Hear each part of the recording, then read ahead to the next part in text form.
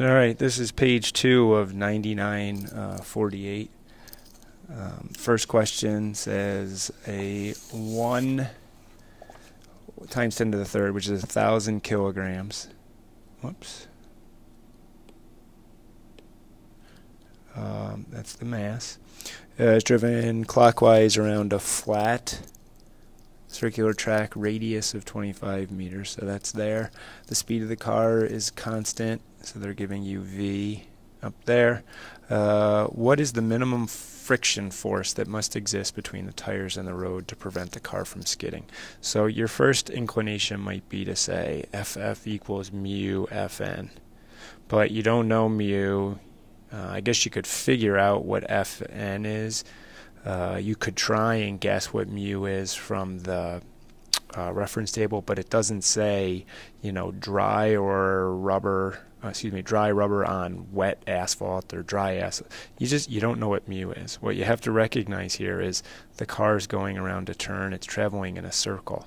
There has to be a centripetal force to the center, but like we talked about, there is no magic centripetal force. It's provided by something else, and in this case, hope we've learned at this point that friction is providing the centripetal force. So rather than try and solve for this, we can just say that FF is really equal to FC, which is mv squared over r. And we can plug in all of our information and come up with an answer. In this case, when you plug it in, it's 1,000 kilograms times 5 meters per second.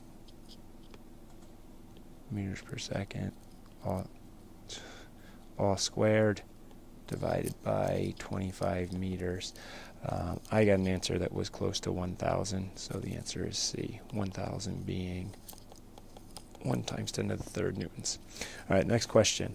If the circular track were suddenly to become frictionless at the instant shown, so at this point right here, the car's direction of travel would be, where is tangent at this point here? Tangent is up, but actually up is north in this case. So it would travel C toward the north.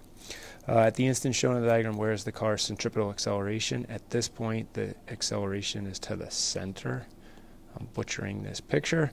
The center at this point in time, if you look at the scale or the cardinal directions there, is towards the east. So there's that. So these two questions, center, tangent. You have to remember that. So center is where the centripetal force is. Center is where the centripetal acceleration. Tangent is where the velocity always is. So these things are always perpendicular to each other, these two at least. All right, which factor when doubled would produce the greatest change in the centripetal force acting on the car?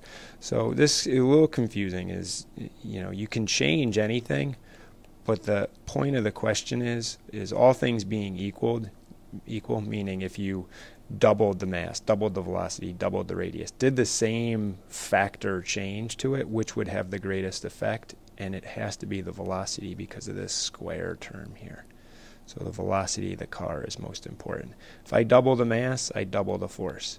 If I double the radius, I halve the force. If I double the velocity, I 4 times the force. All right, moving on. Next question. 1.5 kilogram cart travels in a horizontal circle. So we got that. We know the velocity. We know the radius.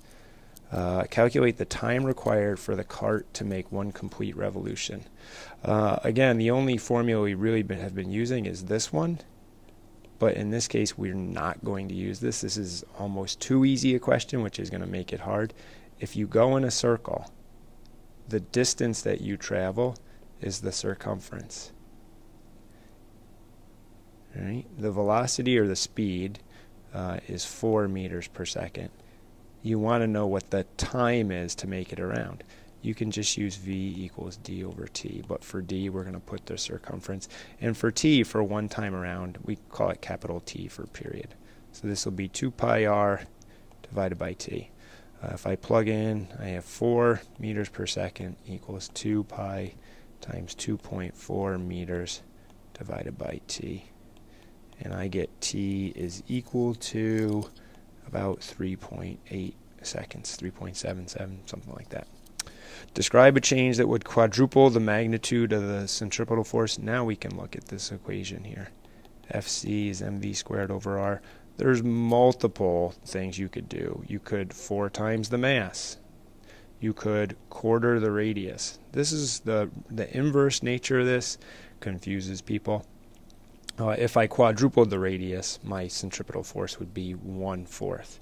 You have to realize if you put a fraction in the denominator, when it goes to the numerator, it gets inverted. So this produces 4 times the force.